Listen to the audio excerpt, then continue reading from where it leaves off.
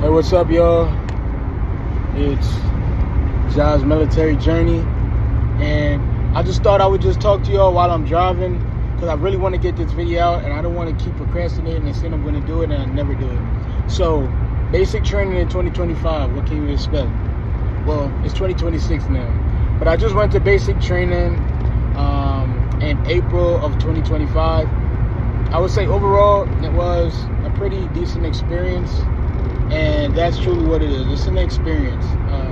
So go into it with a open mind, and me personally, I already had a lot of like military training or background because of ROTC. I went to basic camp in Fort Knox for a month, which was the equivalent to basic training but for cadets, which I'll also give a brief video on eventually, probably right after this. And then I'm going to compare and contrast the two and let you all know what's the difference or how are they similar and stuff like that. But overall, first thing is reception, right? I went on the plane, touchdown in Missouri, or I don't even remember what part of Missouri. Anyways, but they bussed us over to Fort Leonardwood. It was a 2-hour bus ride. I met one of my guys who we're still pretty cool today. That's like my brother. I met him. We were from kind of same area. He's from Philly. I'm from Norristown. And we kind of meshed. We had some people that we knew in common, so that was pretty cool. So me and him were tight. You know what I'm saying? So we were talking the whole bus ride. Telling each other stories, and I would recommend you get some sleep though. Like, put your AirPods in, put your hoodie up, and take a nap, because you're gonna miss sleeping, right? But me and bro were talking the whole time, which is cool. That's my guy, even to this day. So, I don't know what those cars are doing. Anyways, yeah. So we touch down, hit Fort Leonardwood. We get off the bus, we grab our bags or whatever, and we're standing in formation. Oh, before that, actually, when we got off of the airplane and reached in Missouri, they had a bunch of the trainees standing at parade rest in the airport, and you had a drill sergeant standing right there. And as people were coming in, I mean, you could tell who's coming to basic training and who's not. But a lot of people, like me, I was told to dress professionally from my RSP. So I had, I was already shaved. I had like khaki pants on. I still had a hoodie. I think I had my do-rag on, but I eventually took it off. But you had other people that were wearing like anything, you know what I'm saying? Like unshaven, like hair still growing out all the way, like literally just came. So people, like I said, they got us checked in at the USO, which I'm sure some of you military personnel already know what the USO is. But it's basically where you could just receive like different type of perks while you're in an airport, or sometimes they can give you free food and have snacks, and they accommodate service members. All right, so the drill sergeant got us checked in there, and we were told to stand at parade rest and wait for the next shuttle or the next bus to come. And we were standing there for roughly 30 to 40 minutes in parade rest. Some people some people did pass out from being in parade rest, and me, I was trying not to laugh, if I'm being completely honest. It sounds terrible, but oh well. But my feet were hurting because I recently got some new sneakers and they weren't broken in. Anyways, after that, we're fast forwarding back again. So now we reach reception. Get off the bus. We're standing at parade rest. The drill sergeants come out with like two of them, with like a former drill sergeant and like 2 actual drill sergeants. And they're like, yo, just pay attention to what we say. Like, they weren't all hype and all crazy. They were still serious and stern. But it's not like basic training yet. This is just reception. So he told us to get inside. We started signing and making sure we had all our documentations all squared away and stuff.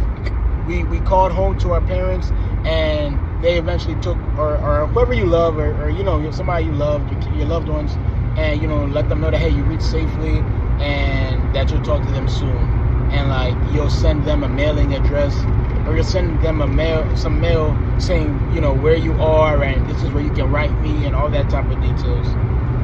All right, cool. So we reached there at like 12 a.m. So if you were sleeping before or on the plane or whatever, you're kind of tired. You know, your body's just tired. You know what I'm saying? So first thing we got issued was, first of all, we laid a layout of everything that we brought. You know, you have a packing list, which I posted the packing list for at least 2025, basic training 2025. Posted that packing list. So you did a layout of all your gear that you had or everything that you brought. And, you know, the drill sergeants checked to make sure there wasn't any contraband. Contraband would be some stuff like inappropriate pictures or videos or magazines, any of that type of stuff. You know, something that can harm you, as in like stick you, anything like that. Even like certain medicines were not authorized, like Advil and stuff like that. All those stuff need to be prescribed to you once you're there in training. So you can't bring your own unless, you know, something has changed. But also like things like even like combs and like brushes. I don't know about for the females, but for the most part, males, they were like taking that stuff. Me, they didn't take mine because I just don't think they saw it, so I just kept it with me the whole time. But certain things, like even like the toothpicks that you get, or the floss that have like the pointy part, like that, I'm pretty sure that's contraband. Like you couldn't have that, but I had a full few, and you know, I used it. But yeah, that's the first thing. They're looking at all that stuff. Then you get, I think we got our uniforms that same day as well. And or we were told to wear or we got put in PTs. It was one or the other. Anyways, and me, I actually brought an extra pair of PTs because, you know, why not? So I already had 4 from the beginning. You know, that was just a personal thing because I'm saying I know that people steal, which they do, and you know, I'm gonna make this maybe like a three-part series. We'll make this a 3-part thing because it's so much to unpack with it. So this will be part 1, reception. All right. Anyways, so yeah, I think we got our uniform that day, and they're really like, I know my uniform size, right? I'm a medium, and even though yes, like I was still working out and stuff, and I was still in like okay shape, but I know myself, I'm a medium, and I knew I was gonna drop weight anyways because even when I was in like Fort Knox, imagine that being a month, I still slimmed down some, and I got more ripped and stuff. So I know being in the summer for two months, I'm going to be a medium. I am already a medium. Anyway, they said no, you're a large, blah blah blah. So I was walking around in these parachutes for uniform for like 4 months straight until we did refit right before I graduated AIT, and that was so nice.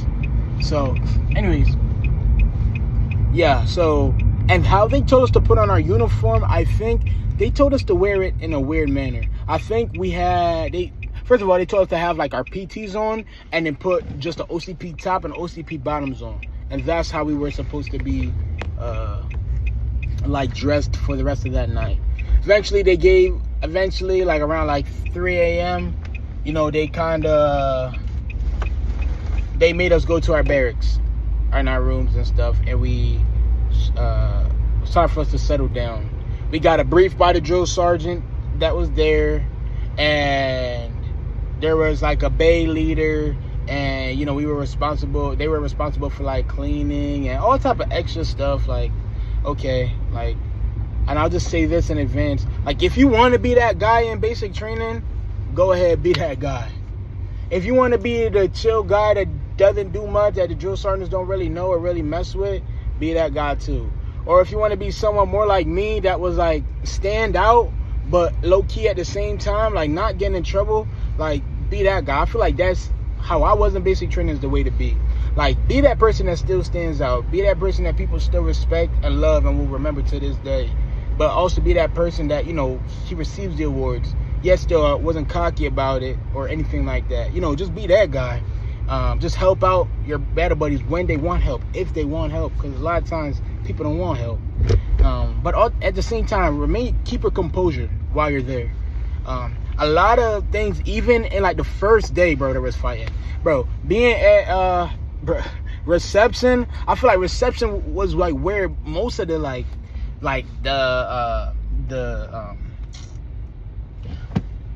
most of your, if you want to say testosterone or your estrogen levels, were just through the roof. Emotions and stuff, because people are away from home.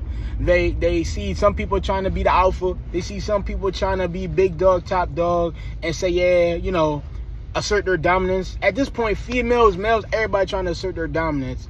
And, you got to make sure you stand your ground as well. But nobody cares. Like, you look back at it now, and it's like, bro, you're doing too much. Like, who cares? Like, I mean, I'll be honest, I almost got in a fight, like, first 2-3 days too, a few fights. People yelling. I'm like, yo, who are you yelling at? Why are you yelling in my face? And remember that, this stuff it wasn't that new to me. But like I'm saying, they're overreacting. People are overreacting because it's their first time, which you just gotta, understand. Anyways, so, the days went along, and like day 2 was basically, man, what was day 2 like? Day 2 was, I don't know. I don't remember. Was getting issued more stuff, right? More like your PTs and all that stuff. And I went in early April, so it was still a little chilly. Like, it was just the beginning of almost springtime, so it was still a little chilly outside. It wasn't fully warm yet. But I feel like the time that I went from April all the way to August was like the best time frame you can ever go to basic training in the AIT. Just because you get the perfect season. Like, it doesn't start off too hot, then it finally gets warm, and by the time it's hot, you're leaving. You know what I'm saying? So I feel like I really went, April is like the best time to go to training. So again, back on page. So the next few days were pretty simple. You're getting your eye exams. You're getting your hearing exam, which I'm gonna give like 2 funny stories, but not in this one. I'll probably give it in the next video because I don't want this to be too long. Yeah, so you're giving your eye exam, you're giving an ear exam, you're filling out your BAH information, and I'm telling you, this is the longest you'll ever stand up in your life. Your feet will be killing you unless you're just really used to standing for that long, bro. Even me, who has stood for a long time, 12-mile ruck marches, all that stuff, even before going to basic training, this was a different type of pain. Like, it was incredible how much in pain I was just from standing. I stood in a line for, I think it was for Deers, or I don't remember where it was for. I stood in a line for 8 hours straight just to be turned around at the last minute because they closed. Just to be told that, hey, yeah, you'll be in the front tomorrow. Just to have to stand back in the line again for 5 hours. That's insane.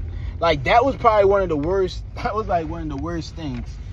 Just standing in line for 5-8 hours just to be told that the place is closed and lose your spot in line and have to come back and stand up in that line again.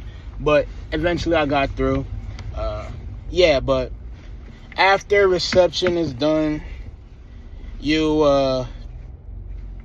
have all your gear, your initial gear, and yeah, it's time for basic training. So in my next video, I'll talk about that transition from your last day there at reception to basic training. And then after that, I'll give AIT. Then I'll give some funny stories about basic training AIT. Then I'll give basic camp stuff. Basic camp in Fort Knox, Kentucky. All right, well, thank you for tuning in. I hope you all enjoyed the video. Like, comment, let me know what y'all want me to share. Also, I just came back from BLC. I made the Commandant's list. I was the top in my class in terms of physical fitness as well as GPA. But in the whole school, out of 159 or 53 students, I was 16. So it's not too bad. I wish I did better, but it's okay. I accept it. So BLC coming soon as well. So, and just stay tuned for the contracting, because I'm supposed to be contracting soon. So soon I'll be wearing this dot. You know, I pray to God, and I know he'll come through. So, hey, stay tuned, and thank you for tuning in.